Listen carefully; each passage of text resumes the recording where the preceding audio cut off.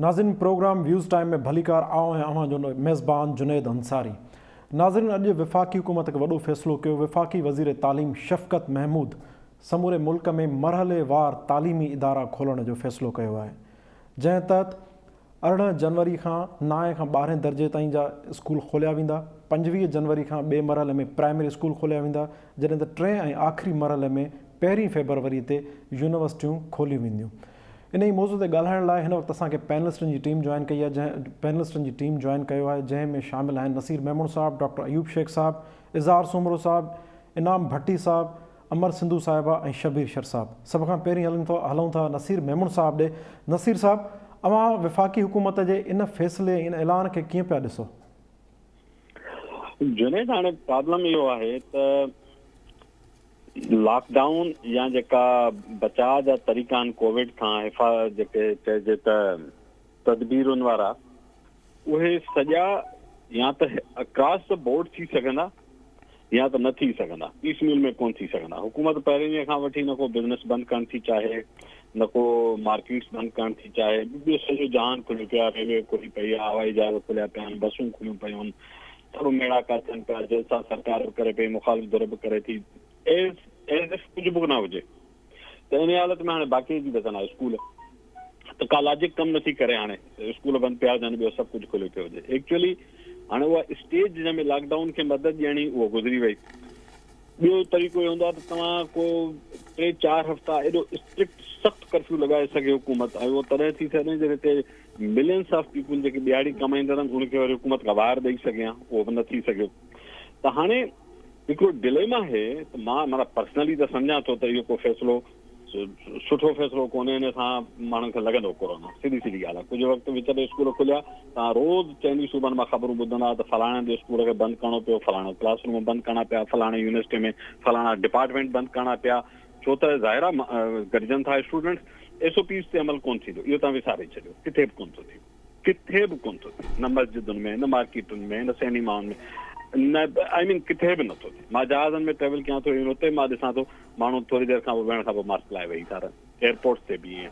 सो हाणे जॾहिं हिकिड़ी शइ इन्फोर्स थिए नथी हुकूमत खां, ऐं माण्हू बि नथा हाणे करणु चाहिनि। माण्हू खे हिननि चयो न शुरू में, नंढड़ो नज़लो आ जाए, परेशान न थिजो, माण्हू जे ज़हन में सबक़ु वेही वियो। वॾा वॾा सियासतदान ॿिया टिया जलसा वेठा कनि, हज़ारे लखे माण्हू पिया था अचनि, मुखालिफ़ धुर सरकार ॿई। हाणे माण्हू हुनखे सीरियस वठण लाइ तयारु कोन्हनि। जेके जहिड़ा, जेके बचिया, जेके मुआ, जंहिंजो जेको भाग हला जा इहो मुल्क बिल्कुलु इन तरह सां ही हले पियो, ऐं ॿिया बि केतिरा मुल्क ईअं ई पियल आहिनि। उहे चवंदा आहिनि बसि ठीकु आहे, सिलसिलो आहे हलण जो, जेके बचा, जेके मुआ, जॾहिं वैक्सीन आई त ॾिसी वठंदासीं। सो हाणे इन सिचुएशन में असां बि चवंदासीं त स्कूल न खोलियो, सची ॻाल्हि आहे, लॉजिक कमु नथी करे। इहे ई ॿार शाम जो घरनि में वञनि था, मार्केटनि में वञनि था, हुननि जा माइट मार्केटनि मां थी घरनि में अचनि था, त उहो स्कूल जो ॿार जेको स्कूल में तव्हां सिक्योर करणु था घुरो, स्कूल न मोकिले, उहो घर ऐं बाज़ारि में ओतिरो इनसिक्योर, ओतिरे रिस्क ते लॻो पियो आहे। सो इन सिचुएशन में छा मुखालफ़त कजे, या त क्रॉस बोर्ड थिए, न त पोइ बसि जीअं मुल्क हले पियो, सभु खुलिया पिया आहिनि, पोइ भले स्कूल पिया हलंदा, पोइ जंहिंजो जेको भाग। जी, डॉक्टर अयूब शेख साहब, अव्हां जी राय कहिड़ी आहे? मुंहिंजो ख़्यालु इहो आहे त हिकिड़ी अहम ॻाल्हि त हीअ ज़ाहिर थी आहे त असांखे बि बाज़ाब्ता हिकिड़ी क़ौम में, या बाज़ाब्ता हिकिड़ो लश्कर आहियूं, ऐं जंहिंखे का बि कानून साज़ी, को बि ज़ाब्तो, को बि ऐलान, को बि नोटिफिकेशन उहो असरु नथो करे। ऐं जंहिंजे करे छा थियो आहे, जो सरकार जा ही कोविड जे हवाले सां जेके बि ऐलान आहिनि उहे PDM रिलेटेड आहिनि, ऐं PDM फंक्शन करे, PDM जलसो करे, ओॾी महिल तव्हांखे इहा ई कोविड एक्टिव बि लॻंदी, मोतमार बि लॻंदी, ख़राब बि लॻंदी, ऐं उन खां पोइ वरी ही चुप आहिनि। मां सम्झां थो त स्कूलनि जे हवाले सां जीअं नसीर साहब चयो त होलिस्टिकली ॾिसनि, प्राइमरी वारा तव्हां खोलियो था त यूनिवर्सिटी वारा त स्टूडेंट ई ॿिया आहिनि, कॉलेजनि वारा त स्टूडेंट्स ई ॿिया आहिनि। उन्हनि जे लाइ तव्हां तालीम जा सिलसिला सभु यको छो नथा गॾु करे सघो?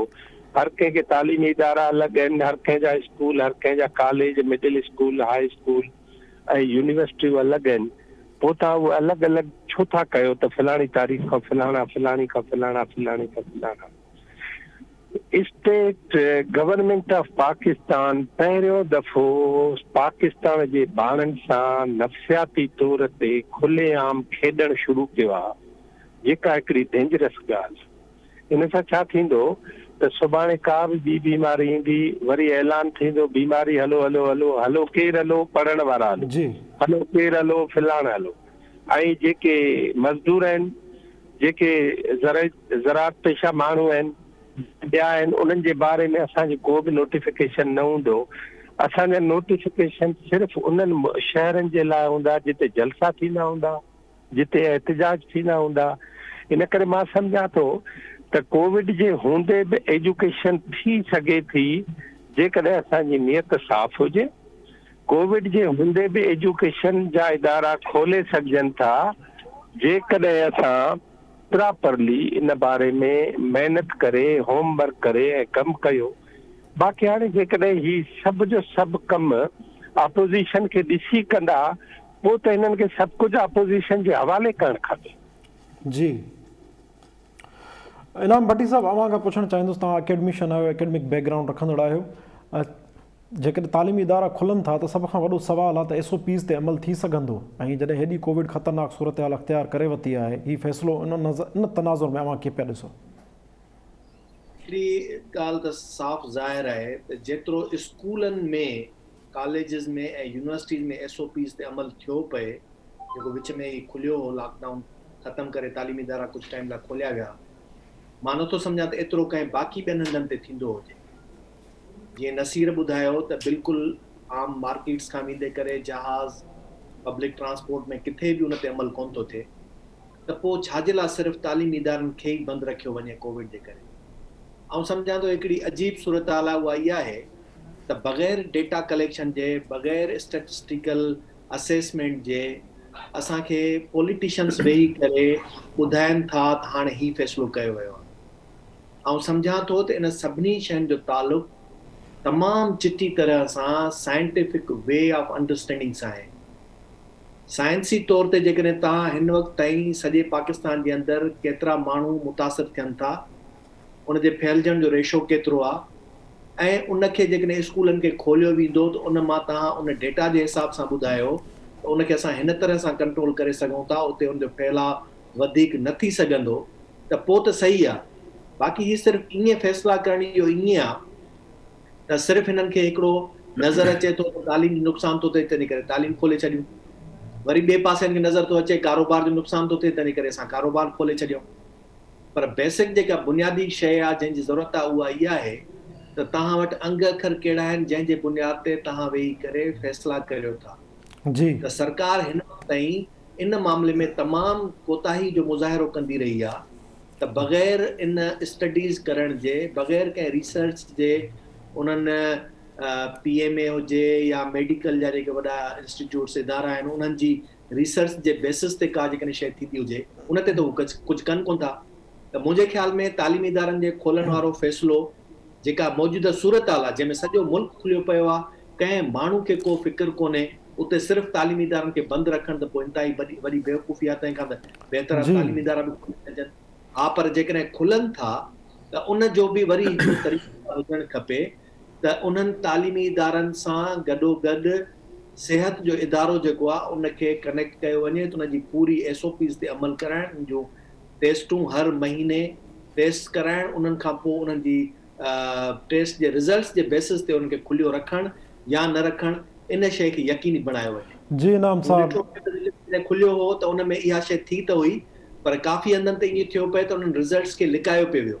मिसाल हिकिड़ी यूनिवर्सिटी जा जेकॾहिं ॿार उन्हनि जी टेस्ट कई थी वञे त उनखे यूनिवर्सिटी जे ई स्टैटिस्टिक्स सां, उनजे शुमारियात सां अलॻि सां उनजी डेटा ॿुधाई वञे, उन शहर सां गॾे करे उनजी डेटा न ॿुधाई वञे, त पोइ ख़बर पई सघंदी त उन तालीमी इदारे में इनखे कंटिन्यू रखणु खपे या न रखणु खपे। जी जी इनाम साहब, अवांजी पॉइंट ऑफ व्यू अची वई त गवर्नमेंट खे स्टैटिक्स खे फॉलो करणु खपे, ऐं तव्हांजी राय आहे त हीउ कंहिं हद ताईं दुरुस्त फ़ैसिलो आहे। अमर साहिबा, you are also academician, what is your view point ma'am? ॾिसो, ॿ टे शयूं आहिनि जेके हिन फ़ैसिले जे पस मंज़र में ॾिसणु खपे, जिन खे पहिरीं नंबर आहे त हुकूमत जी प्रायोरिटी, ॿिए नंबर ते आहे हुकूमत जी संजीदगी, टे नंबर ते आहे जेका असां पंहिंजी पॉलिसी जी इम्प्लीमेंटेशन। प्रायोरिटीज़ जे हवाले सां तव्हां इहो ॾिसो त सिहत प्रायोरिटी आहे या न आहे। सिहत मां सम्झां थी त हींअर जेका असां टॉप प्रायोरिटी कोन्हे। टॉप प्रायोरिटी पहिरीं जेका छा कमर्शियल इदारा हुया, उन खां पोइ जेका असां तव्हांजी मार्केट आहे, तव्हांजा कारखाना आहिनि, तव्हांजी ॿी शयूं आहिनि, उन्हनि जी जॾहिं एक्टिविटीज़ हलंदड़ हुजे, ट्रांसपोर्टेशन हलंदड़ हुजे ऐं सॼो कार वहिंवार हलंदड़ हुजे, मां सवाइ जेका असां तइलीमी इदारनि जे त सवाल ज़रूरु उथे थो। पर गॾोगॾु इहो सवाल उथे थो त वाकई जॾहिं तालीमी इदारा खुलियल हुया तॾहिं तव्हां ॾिठो हुयो त हैदराबाद टॉप उन ते पहुची वियो हुयो पॉज़िटिव रेशियोज़ जे हवाले सां। मुल्क जे सभिनी उन खां वधीक जेका असां उन में रेशियो पे आयो, छाकाणि त शागिर्दनि जी तादाद यूनिवर्सिटियुनि जे हवाले खां जेका असां पंहिंजे हैदराबाद में वधीक आहे। पर उन सॼे खे जोड़ियो वञे कि हिकिड़ी जेका असां जामे पॉलिसी, जंहिं जामे पॉलिसी जे अंदरि तइलीमी इदारा, सिहत जा इदारा ऐं गॾोगॾु जेके हेल्थ एक्सपर्ट आहिनि उन्हनि खे त जेके वक़्तनि फ़वक़्तनि उहा डेटा चेक कंदा रहनि त वाकई जेका असां तालीमी इदारा खुलण खां पोइ कहिड़ा सबब आहिनि जंहिंजे करे जेका असां उन में पखेड़ थिए थी पई, उन में वाधारो अचे थो पियो पॉज़िटिव केसिस जे। मसलन SOPs जो न हुजणु आहे, मसलन टेस्टनि जो न थियणु आहे, मसलन जेका असां ॿिया का एहतियाती तदाबीर आहिनि जेके थी सघनि थियूं या नथी थी सघनि, त इन्हनि सभिनी खे जोड़े करे रखणु खपे। ऐं मां नसीर साहिब जी इन ॻाल्हि सां बि बिल्कुलु इतफ़ाक़ थी कयां त ही कमु सियासतदाननि जो कोन्हे त भई जॾहिं PDM ऐं हे आहिनि त सियासतदान वेही चवनि त खोलींदासीं, सियासतदान वेही चवनि त न खोलींदासीं। हक़ीक़ी तौर ते इहो कमु हेल्थ एक्सपर्ट्स जो हुजणु खपे त हेॾी तादाद में हफ़्ते जा 6 ॾींहं या 7 ॾींहं जॾहिं हेॾी तादाद में हिक ई जॻह ते अचनि था पिया शागिर्द, उहे उतां छा कोरोना घर खणी वञणु या उन खां पोइ उन पखेड़ में उन्हनि जो जेको आहे सो केतिरो हथु थी सघे थो, इहे इन मुकमल तजिए, मुकमल मुशाहिदे ऐं मुकमल जेका असां तव्हांजे डेटा खां सवाइ मां सम्झां थी त रिस्की ज़रूरु आहे। पर जंहिं सूरत में सॼो ॿियो कारोबार, कार वहिंवार ऐं सॼी जेका असां ह्यूमन एक्टिविटीज़ खुलियल हुजनि, उते सिर्फ़ु ऐं सिर्फ़ु तइलीमी इदारा बंदि कजनि, उहो दुरुस्त नथो लॻे। ॿी ॻाल्हि मां बहरहाल इन ॻाल्हि खे जेका असां ज़रूरु जेका असां हिमायत कंदसि, जेका मरहलेवार खोलण जो जेको फ़ैसिलो थियो आहे, मरहलेवार खोलण जो मूंखे ख़बर न आहे त सियासतदाननि जे ज़हन में छा हुजे, पर जेका मुंहिंजी अंडरस्टैंडिंग आहे उहा इहा ॿुधाए थी त मरहलेवार खोलण जो जेकॾहिं हिन सां तालुक़ु आहे त उनजे जेके आहे रिज़ल्ट ॾिठा वञनि त कहिड़े तरीक़े सां वाकई जेकॾहिं उनजी का अहिड़ी पखेड़ नथी पई थिए त पोइ उन रिस्क फैक्टर जेको आहे उन ते कमु करे सघिजे थो या उनखे जेका असां ॿियनि वॾनि इदारनि खे बि खोले सघिजे थो। जेके अॼु तोड़ी जेके माहिरीन ॿुधाइनि था त नंढनि ॿारनि में वधीक जेका असां हिकु त घटि हू जेके आहिनि शिकार थियनि था, पर ॿी ॻाल्हि इहा बि आहे त उन्हनि में सर्वाइवल या इन क़िस्म जी जेका असां रेजिस्टेंस आहे त ॿार जे मुक़ाबले में जीअं जीअं उमिरि वॾी आहे तीअं तीअं जेका असां उहे वधीक जेके असां वल्नरेबल आहिनि। हाणे मुंहिंजे नियाज़ खां त इहा जेका असां स्ट्रेटेजी वधीक बहितर आहे त हिकु खोलण जे बजाए मरहलेवार खोलिया वञनि। बाक़ी हाणे घणे देर ताईं बंदि करणु मां सम्झां थी त उहो शायदि फ़ाइदेमंद न हुजे। बाक़ी असांखे इहो ज़रूरु ध्यानु ॾियणु खपे ऐं इन पंहिंजे मुतालबे खे बार बार वरजाइणु खपे त इहो मुकमल एहतियात पर मुकमल जेका असां हुकूमती इदारनि जंहिंमें सिहत जो इदारा जी मैडम ऐं तइलीमी जेका अफ़सरशाही आहे उन्हनि जो मुसलसल जेका असां इन ते निगाह हुजणु ज़रूरी आहे ऐं उनखे वक़्तनि फ़वक़्तनि चेक रखणु खपे। जी मैडम, तव्हांजी पॉइंट ऑफ व्यू अची वई। तव्हांजो ख़्यालु आहे त मरहलेवार इदारा खुलणु घुरिजनि। इज़हार सुमरो साहिबु, अव्हांजी छा राय आहे? साईं, हिन मुल्क में न कमज़ोर ते लठ हलंदी आहे। सो तालीमी इदारा हिकिड़े कमज़ोर तौरु हुकूमत जे हथ वस आहिनि, जीअं वणेनि तीअं कनि। ऐं बदकिस्मती सां कोविड जे हवाले सां जेकॾहिं तव्हां गूगल बि कंदव त पाकिस्तान जी हिन हुकूमत वटि चाहे वफ़ाक़ी चाहे सूबाई का बि साइंटिफिक एनालिसिस आहे ई कोन। हिकिड़ी ॻाल्हि। ॿी ॻाल्हि त जेके टेस्ट थिया आहिनि उहे बि पाकिस्तान जी 22 करोड़ आबादी में जा वधि में वधि बि थिया हूंदा त 3 सैकड़ो माण्हुनि जा टेस्ट थिया आहिनि। हाणे इन सॼी फिगर्स जे बेसिस ते असां को बि नतीजो पहिरियों त कढी नथा सघूं। हाणे तव्हांखे मज़े जी ॻाल्हि ॿुधायां त जेको ऐलान अॼु थियो आहे स्कूल खोलण जो ऐं यूनिवर्सिटियूं खोलण जो ऐं कॉलेज खोलण जो, उनजो ऐलान जो मेडिकल साइड ॿुधायो आहे फैसल सुल्तान, जेको इमरान ख़ान जी शौकत ख़ानम इस्पताल में मुलाज़िम आहे। हाणे इन हमरा जेका राय ॾिनी आहे उहा ॾाढी खिल जोगी आहे। 26 तारीख़ ते जेके असांजा तालीमी इदारा बंदि थिया नवंबर जे, ऐं उन वक़्तु पंहिंजे पीक ते हो कोविड असां वटि केसिस हिकदमि 3000 खां बि मथे चढ़ी विया हुआ ऐं 100 खां मथे माण्हू रोज़ कैजुअलिटीज़ थी रहियूं हुयूं। हमरा चए थो त असां जीअं ई स्कूल बंदि कया त केस घटि थियणु शुरू थिया। हाणे हिकिड़ी त इहा मतिलबु हीअ जेके अंगनि अखरनि सां रांदि कीअं था खेॾनि, तव्हां ॾिसंदा हलिजो। ऐं उन में फैक्चुअली तव्हां ॾिसो त डिसंबर जे एंड ताईं सूरत हाल इहा साॻी रही, इन में फ्लैक्चुएशन ईंदी रही, नंबर्स हेठि मथे थींदा रहिया, टेस्ट बि घटि वधि थींदा रहिया, ऐं अल्टीमेटली हिननि जॾहिं अपोज़िशन पंहिंजा 13 नवंबर वारो लाहौर वारो 13 डिसंबर वारो लाहौर वारो जलसो बि करे वरितो, उन खां पोइ ख़ैरनि सां हिननि अपोज़िशन वारनि जॾहिं ऐलान कयो त हाणे फ़िलहालु वॾा जलसा कोन कंदासीं ऐं लॉन्ग मार्च बि जनवरी खां पोइ कंदासीं, त हिकदमि कोविड तां हुकूमत जो ध्यानु ऐं दिलचस्पी ख़तमु थी वई। हिन प्रोग्राम में मूं इहा ॻाल्हि चई हुई, तव्हां ॾिसिजो त जॾहिं अपोज़िशन जी तहरीक पंहिंजो ज़ोर घटाईंदी त हुकूमत जो रवैयो कोविड छा हूंदो। हाणे हिकिड़ो त इहो पासो आहे, तंहिंजे करे हिननि जी कंहिं बि ॻाल्हि ते असीं भरोसो एतबार कीअं करियूं। जेके चवनि था त हिन मुल्क में तव्हां पाण ईमानदारी सां जाइज़ो वठो, हर ॿुधंदड़ ऐं ॾिसंदड़ जाइज़ो वठे त जेकॾहिं कोविड जे हवाले सां का SOP फॉलो थिए थी असांजे पूरे माशरे में, पूरे मुल्क में, त उहो सिर्फ़ु 2 जॻहियुनि ते थिए थी, हिकिड़ी इस्पतालुनि में ICUs में, ॿी तालीमी इदारनि में, चाहे कहिड़े बि सतह जा तालीमी इदारा हुजनि एजुकेशन जे हवाले सां। अवां इहो चैलेंज आहे मुंहिंजो तव्हांखे सभिनी खे, तव्हां ॾिसो वञी हुन में असां बि जॾहिं राय ॾियूं था न त उन में सिर्फ़ु इहा ॻाल्हि त मार्केट खुलियल आहिनि तंहिं करे आउं इहो थो चवां त जिते ज़रूरी हुजनि उते तालीमी इदारा बिल्कुलु बंदि थियणु खपनि, केस टू केस। असीं इहा शुरू खां ॻाल्हि कंदा पिया अचूं, जिते रिपोर्ट थियनि, पर हाणे सवाल इहो बि त आहे त जेकॾहिं तालीमी इदारनि अंदरि टेस्ट ई न थियनि त राय कीअं क़ाइमु कबी। हाणे उनजे करे हिननि टेस्टुनि मां जान छॾाइण लाइ ऐं इन सॼे मसइले मां जान छॾाइण लाइ ऐं माण्हुनि खे पंहिंजे मुस्तक़बिल ऐं पंहिंजे सिहत जा फ़ैसिला पाण करण जे लाइ ख़ुदि मुख़्तियार करण लाइ ही पॉलिसी ठाही आहे। तालीमी इदारा हाणे जॾहिं वरी खोलीनि था, ऐं तव्हांखे वरी ॿी ॻाल्हि ॿुधाईंदो हलां, इन में चवनि था त पहिरीं असीं मैट्रिक जा ऐं इंटर जा ॿार घुराईंदासीं, ठीकु थियो। हाणे जेकॾहिं वरी WHO खां पुछो त हू चवनि था त जेके ॿार इहे 15-16 सालनि जा ॿार आहिनि ऐं उन खां मथे वारा ॿार आहिनि, इहे बिल्कुलु इन्हनि खे ख़तरो थी सघे थो कोविड जो कंहिं न कंहिं तरीक़े सां, ऐं जेको नंढो ॿारु आहे उनखे पर्सनली ॿार खे ख़तरा घटि आहिनि कोविड जा, जेतिरो नंढो हूंदो। ही WHO ईअं थो चवे, हिननि जी पॉलिसी पंहिंजी आहे। हिननि खां पुछो, रुगो एतिरो पुछिजे त ख़ुदा जा बंदो तव्हां इहो जेको फ़ैसिलो कयो आहे इहो कहिड़े बुनियाद ते कयो आहे, क्राइटेरिया छा आहे हिनजी, का क्राइटेरिया न आहे, कंहिं डेटा कोन्हे।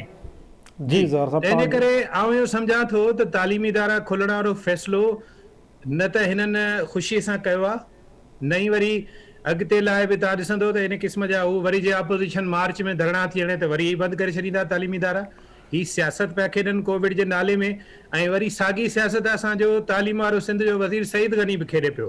पाण बस ते चढ़ियो बीठो, गाॾीअ ते चढ़ियो बीठो, मां ॾिठो त मुल्तान में पाण गड़ी ख़ुदा बख़्श में हजूम हेॾा जलसा गॾु कयूं, उते ठीकु आहे, उते कोविड कोन्हे, को ख़तरो कोन्हे। बाक़ी अॼु बयानु ॾिनो अथसि त अञा ॾिसंदासीं त अलाए स्कूल खोलियूं अलाए न खोलियूं। एॾी इनसेंसिटिविटी एजुकेशन न हिननि माण्हुनि जी आहे। हिननि खे दुनिया जी तारीख़ पढ़ाइजे, हिननि खे ॿुधाइजे त वर्ल्ड वॉर 2 में कहिड़ी रीति जॾहिं बम्बार्डमेंट में थी पई त उन ज़माने में बि तालीम इदारा खुलियल हुआ। तालीम जी सेंसिटिविटी हिननि में न आहे, ही सॼे जेके डिसीजन कनि था इन बुनियाद ते कनि था। जी ज़ार साहब, अवांजी राय अची वई। शबीर शर साहब, अवांजी कहिड़ी राय आहे? मुंहिंजी राय आहे त स्कूल खोलण वारो फ़ैसिलो हुकूमत जो बिल्कुलु दुरुस्त आहे, ऐं साल सवा साल स्कूल बंदि रहण जे करे ॿार तक़रीबन 2 साल पोइ हिते हलिया विया आहिनि। ख़ासि तौर सां KG नर्सरी प्राइमरी वारा ॿार इलाही पोइ हिते पइजी विया आहिनि। उन में स्कूल जी आदत ई ख़तमु थी चुकी आहे। ऑनलाइन ॿारनि खे सम्झ में ई कोन थो अचे पियो। जेके नंढा ॿार आहिनि 3 सालनि जा, 4 सालनि जा, 5 सालनि जा, उन्हनि जी तालीम बिल्कुलु मुकमल तौर ते तबाह थी वई आहे। ऐं उहे ॿार जेके जिन जी हींअर उमिरि जेका 4 साल वञी 5 साल वञी पहुती आहे, उहे 3 सालनि जी उमिरि में दाख़िल थिया, उहे ॿार छा करे सघंदा, कहिड़ी तरह सां पढ़ंदा? माना 2 साल पोइ हिते हलिया ॿार, हींअर त इम्तिहान जेके आहिनि से पास करे कोन सघंदा। जी जगह ते जेके आहिनि से अपोज़िशन खे पंहिंजी छुड़वागी मिलियल आहे त उहा जलसा करे, जुलूस करे, जेको वणे सो करे, लॉन्ग मार्च करे, ऐं मार्केट बि खुलियल हुजनि ऐं मॉल बि खुलियल हुजनि। माइट ज़ाहिर आहे त घुमनि था, फिरनि था, जाॾे काॾे वञनि था, अचनि था, अची घर में नथा अचनि छा, ॿारनि सां नथा मिलनि छा। जी साईं। स्कूलनि खे ज़ाहिर आहे त उन्हनि में पहिरियां खां ई उन्हनि जेको आहे सो डिस्टेंस जो ऐं हिन जो जेको आहे SOP ते अमल कयो हुयो ऐं ॿारनि खे डिस्टेंस ते विहारियो ऐं ॿार जेके आहिनि से बाक़ाइदे मास्क पाए वञनि पिया। ऐं हींअर बि जेको हुकूमत मरहले वार कयो आहे उहो मां सम्झां थो दुरुस्त ई फ़ैसिलो आहे हुननि जो। जी शबीर जे साहब। करे त पहिरें मरहले में जेके ॿार आहिनि स्कूलनि वारा उहे कंट्रोल में हूंदा आहिनि, उहे जेके स्टाफ आहे स्कूल जो उन्हनि खे कंट्रोल में रखंदो, मास्क पाराए सघे थो। ऐं प्राइमरी वारे ॿारनि खे बि सवलो आहे, उन्हनि खे SOP ते अमल कराए सघे थो पियो। यूनिवर्सिटी जो लास्ट महीने करे फ़ैसिलो कयो आहे, उहे ॿार बालिग हूंदा आहिनि, एडल्ट हूंदा आहिनि, अनकंट्रोल्ड हूंदा आहिनि, उहे माप करे बि बीहंदा, उन्हनि खे टीचर्स कोन रोके सघंदा। त इन दौरान इहा उहो ॾिसंदा अचनि। ॿियो त 80% माण्हू हाणे इम्यूनाइज़ थी चुका आहिनि। अॼु जी जेका रिपोर्ट आहे उहा 5.6 ते वञी रिड्यूस थियो आहे कोविड। ऐं जेके आहिनि आई थिंक 5 लख इंजेक्शन्स जेके आहिनि से उहे अची वियूं आहिनि मुल्क जे अंदरि। उन्हनि स्कूलनि खे जेको आहे इहो सिर्फ़ु बुनियादु बणाए बंदि करणु त कोविड आहे पहिरियां उन्हनि खे ईंदो, इहो टोटली जेको आहे सो लॉस आहे, नुक़सानु हुयो। ऐं हुकूमत जो ही फ़ैसिलो जेको आहे मां दुरुस्त थो सम्झां पियो। ऐं 3 मरहला उन्हनि जेके रखिया आहिनि उहे 3 मरहला बि उन्हनि SOPs तहत रखिया आहिनि ऐं उनखे स्टडी तौरु रखिया आहिनि। जी शबीर साहब, तव्हांजी राय अचे वई। नाज़रीन, हलंदा हिकु ॿिए अहम मौज़ू जे तरफ़। वफ़ाक़ी हुकूमत कराची सर्कुलर रेलवे जेको ड्रीम प्रोजेक्ट हो उनखे कराची ट्रांसफॉर्मेशन प्लान मां ख़ारिज करे छॾियो आहे। 2 ॾींहं अॻे कराची ट्रांसफॉर्मेशन प्लान जी मीटिंग थी, जंहिं उन में हिकिड़ो अहम शइ जेका साम्हूं आई उहा इहा आई त कराची ट्रांसफॉर्मेशन प्लान तहत 739 अरब रुपया हासिल कीअं कया वेंदा। उन जा 2 तरीक़ेकार ॿुधाया विया, हिकिड़ो पब्लिक प्राइवेट पार्टनरशिप ऐं जेको ॿियो तरीक़ो ॿुधायो वियो उहो इहो आहे त बहरिया टाउन जेका सुप्रीम कोर्ट में रक़म जमा कराई आहे उनखे हासिल करण लाइ वफ़ाक़ी हुकूमत अदालत वञण जो फ़ैसिलो कयो आहे। हाणे सभिनी पैनलिस्टनि खां सवाल इहो ई आहे त तव्हां हिन सभ खां पहिरियां कराची सर्कुलर रेलवे जो ख़ारिज थियणु ऐं सुप्रीम कोर्ट में वञी बहरिया टाउन जा पैसा हासिल करणु, वफ़ाक़ जे इन क़दमनि खे कीअं था ॾिसो? पर सभिनी पैनलिस्टनि खे गुज़ारिश आहे, टाइम जी खोट आहे, घटि में घटि टाइम में पंहिंजो मौक़िफ़ बयानु कनि। नसीर साहब, अव्हां खां शुरू कयूं था। पहिरीं ॻाल्हि इहा त कराची ट्रांसफॉर्मेशन प्लान हिकिड़ो आयो आहे छा, माण्हुनि जे अखियुनि में धूड़ विझण जो हिकिड़ो फज़ूल सियासी ऐलान हो, को बि होमवर्क कोन्हे। जंहिंखां साहब चए थो न 2.5 साल असांजी तयारी कान्हे, हाणे ख़बर पए त मुल्क कीअं हलंदो। हिननि इहो ऐलान करण वक़्तु हिन जी का बि तयारी कान्हे, इहो ऐलान करे छॾनि, पोइ पे ख़बर पई त इहे स्कीमूं अध खां वधीक जेके अॻे ई ADP जो पार्ट आहिनि। कराची सर्कुलर रेलवे ठहणु घुरिजे, शदीद ज़रूरत आहे, कराची जी ट्रांसपोर्ट खे बहितर करण जी इंतिहाई ज़रूरत आहे, उन ते कमु थियणु घुरिजे। ऐं उहा रेलवे वफ़ाक़ी हुकूमत जो खातो, उहो वफ़ाक़ी हुकूमत या त पंहिंजे ज़िमे खणे या पोइ कमेटियूं ठाहे विच ते अचणु छॾे, सिंध हुकूमत खे पाबंद कजे, सिंध हुकूमत खे इहो कमु करणु घुरिजे, ज़रूरु करणु घुरिजे। जी नसीर साहब, तव्हांजी महिरबानी। डॉक्टर अयूब शेख साहब, अव्हां छा चवंदव? साईं, मुंहिंजो ख़्यालु हीअ आहे त हिकिड़ी ॻाल्हि सम्झी छॾियो त जेका बि पैसनि जी खोट आहे न उहा चवंदा सिंध लाइ, जेको बि मसइलो आहे उहो कढंदा सिंध ॾांहुं, जेका बि सूरत हाल बीहारींदा उहा चवंदा सिंध जे वास्ते असां हीअं असां हेतिरा मजबूर, हेतिरा ग़रीब, हेतिरा फ़क़ीर, हेतिरा ऐबदार, असां ॾे न ॾिसो, बसि असां हीउ जेको कमु था कयूं इहो सिंध में नथा कयूं, इहो तव्हां सिंध वारा पाण कयो। मां ज़ाती तौर उन्हनि माण्हुनि में शामिल आहियां जिन चीफ मिनिस्टर सिंध सैयद मुराद अली शाह साहब खां पुछो, जंहिं ॾींहुं साकिब निसार साहब जेको आहे उहो रिटायर थियो त 2 ॾींहंनि खां पोइ साईं मुराद अली शाह साहब सिंध असेंबली जे हाल में जी डॉक्टर साहब प्रेस कॉन्फ्रेंस कई, ते मूं हुन खां पुछो त इहे जेके पैसा आहिनि 459 अरब रुपया, इहे पैसा साकिब निसार जेके ॾंड रखी वियो त 5 सालनि जे मरहले में मिलंदा, त इहे ज़मीनूं सिंध जो जेकॾहिं ॾोह बि थियो सिंध में, जेकॾहिं वापसी थिए त उहा बि त सिंध में थियणु खपे। त उन जे बारे में तव्हां का लिखा पढ़ी कई आहे? बिना देर मुर्तज़ा वज़ीर कानून वेठोसि, मूंखे चई त 1 मिंट मूंखे ॾियो त आउं तव्हांखे ॿुधायां। पोइ मुर्तज़ाबाद सां ॻाल्हाई थी त बसि मूंखे कानूनी इजाज़त मिली वई आहे ऐं मां हाणे सुप्रीम कोर्ट जी चीफ जस्टिस जे ॻाल्हि ते उहो ॿाहिरि कढां थो ॻाल्हि। असांखे साकिब निसार विहारे इहा ॻाल्हि ॿुधाई त इहे जेके पैसा आहिनि इहे सिंध खे वापसि वेंदा ऐं इहे कंहिं बि हवाले सां वफ़ाक़ जा या कंहिं ॿिए सूबे जा न आहिनि ऐं सिंध खे सिर्फ़ु इहो करिणो पवंदो त इन्हनि पैसनि खे ख़ुदा तरसी सां ख़र्च करे। जी डॉक्टर साहब आहिनि ऐं असां इन ते हाणे असुल ॻाल्हि इहा आहे त वरी बि तव्हां बहरिया टाउन वारा पैसा हाणे त बहरिया टाउन मूंखे ख़बर न आहे कंहिंजी आहे, बहरिया टाउन कंहिंसां ठहियल आहे, बहरिया टाउन जा बाक़ी मामला कंहिंसां तय थींदा आहिनि, कंहिंसां डील थींदा आहिनि, पर लामाल आहे इहे जेके अरबे खरबे रुपया आहिनि इहे सभु जो सभु आहिनि त सिंध जा न।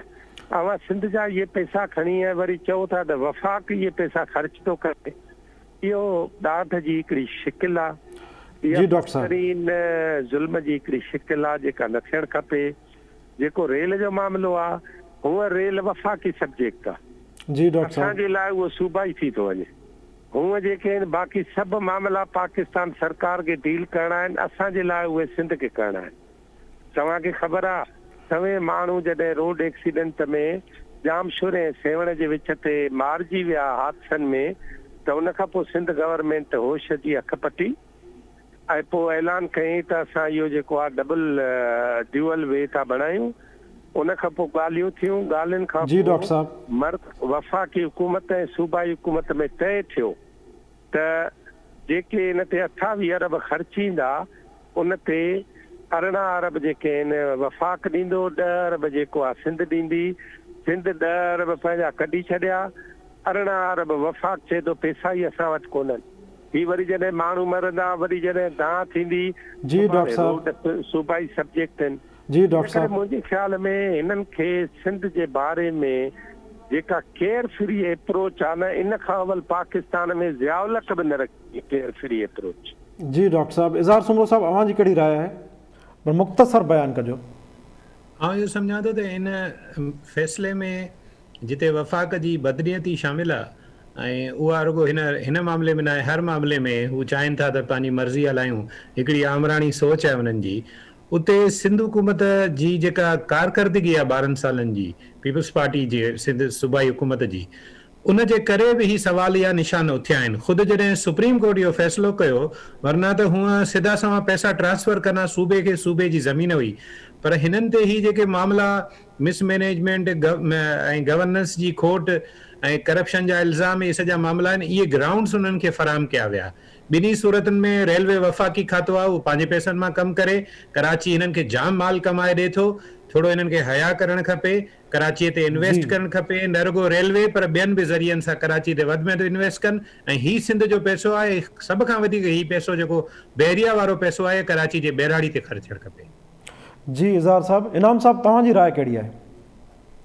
रेलवे वारी स्कीम खे रद्द करण जे पुठियां मुंहिंजो ख़्यालु आहे त उहे धुरियूं जेके कराची जी वारसी जा दावेदार आहिनि उन्हनि जो वधि खां वधि रेलवे जे उन्हनि इलाइक़नि ते जेके सर्कुलर ट्रेन जो पुराणो ट्रैक हुयो या ॿिया जेके उन जा आहिनि इलाइक़ा उन्हनि ते उन्हनि जो कब्ज़ो आहे, ॿियो कुझु सगारनि इदारनि जो उन्हनि ते कब्ज़ो आहे, उन्हनि जे ई मंशा मुताबिक़ उन रिथा खे रद्द करण जी पेशकश कई वई आहे। आऊं हिनखे इन नज़र सां थो ॾिसां। रही ॻाल्हि जेका बाक़ी कराची ट्रांसफॉर्मेशन प्लान में पैसा वफ़ाक़ जेकॾहिं सिंध जी ज़मीन जे मद में पैसा ॾिनल बहरिया टाउन जा उन्हनि खे पंहिंजे पैसनि जो सम्झी करे अख़्तियार इस्तेमालु कंदो, यकीनन गैर आइनी, गैर इख़्लाइक़ी, गैर क़ानूनी आहे ऐं उनखे सिंध हुकूमत खे पेशरफ़्त करणु खपे। इहो सिंध हुकूमत ते फ़र्ज़ थो बणिजे त हिन वक़्त ताईं उहा इन्हनि पैसनि जे वापसि सिंध हुकूमत खे मिलण ताईं ख़ामोश छो आहे ऐं उन ते हुननि अॼु ॾींहं ताईं का स्कीम छो न ठाही आहे, का रिथा छो न ठाही आहे। हुअण इहे खपंदो त तबाह हाल सिंध जा जेके बि शहर आहिनि उन्हनि जी डेवलपमेंट ते इन्हनि पैसनि जो ख़र्च थियणु खपे ऐं कराची ट्रांसफॉर्मेशन में कराची वफ़ाक़ी हुकूमत सां गॾोगॾु सिंध हुकूमत खे उन ते पंहिंजूं रिथाऊं जेको आहे सो पेश करणु घुरिजनि। जी नाम साहब, अमर साहिबा तव्हांजी राय मुख़्तसर बयान कजो, टाइम घटि आहे। मुख़्तसर ॻाल्हि इहा आहे त सिंध जे वसीलनि जे हवाले सां कब्ज़ागिरी जो हिकिड़ो अमल आहे जेको ही हुकूमत वॾी बेहयाई सां ऐं गैर क़ानूनी ऐं गैर आइनी तरीक़े सां करे रही आहे। सिंध जा पैसा आहिनि जेके आहिनि से बैरिया टाउन वारा जेके बिना के हिचकिचाहट जे सिंध खे मिलणु खपनि, उन ते जेके इन्हनि जूं नज़रूं आहिनि विफ़ाक़ जूं, उहा उन्हनि जी बदलियती आहे जेका ज़ाहिर करे थी। ॿिए नंबर ते ॻाल्हि अचे थी जेका कराची ट्रांसफॉर्मेशन जे जेके प्रोग्राम जा, उन मां त हिकिड़ो ही रेलवे जो प्रोग्राम ही जेका असां ख़ारिज कयो वियो आहे, पर हक़ीक़त इहा आहे त इहो जेको ट्रांसफॉर्मेशन वारो प्रोग्राम आहे उन पूरे प्रोग्राम जे लाइ बजट किथे मुख़्तस कई वई आहे, उहे पैसा आहिनि किथे, ऐं छा इहो सिर्फ़ु रुगो सियासी तौर ते हिकिड़ो नारे जी तौर ते इस्तेमालु कयो वियो आहे। हक़ीक़त इहा आहे त गुज़िरियल केतिरे वक़्त खां वठी सवाइ मुशर्रफ जे दौर में जॾहिं MQM खे पैसा ॾियणा हुया या MQM जी उन जेका असां मेयर जे अंडर में पैसा ॾियणा हुया, हिनखे सिंध हुकूमत खे कॾहिं बि जेका असां विफ़ाक़ जे पारां पैसा न मिलिया आहिनि, बल्कि हीउ जेको सर्कुलर रेलवे वारो जेॾीमहिल स्कैंडल आयो उन में इहा ॻाल्हि ज़ाहिर थी त बावजूदि जेका असां चीफ मिनिस्टर सिंध जे चवण जे त उनखे सीपैक जो हिसो ठाहे उन में सिंध खे ऐं ख़ासि तौर ते सिंध में कराची में रेलवे खे भई उन जो मनसूबे जो हिसो ठाहियो वञे। जी मैडम, शबीर शाह साहब अवां जी कहिड़ी राय आहे? शबीर शाह साहब अवां असांखे ॿुधी रहिया? नाज़रीन, तव्हां असांजे पैनलिस्टनि जी राय ॿुधी। प्रोग्राम जो टाइम पंहिंजी पुॼाणी ते पहुची रहियो आहे। पंहिंजे होस्ट जुनेद अंसारी खे ॾींदा इजाज़त।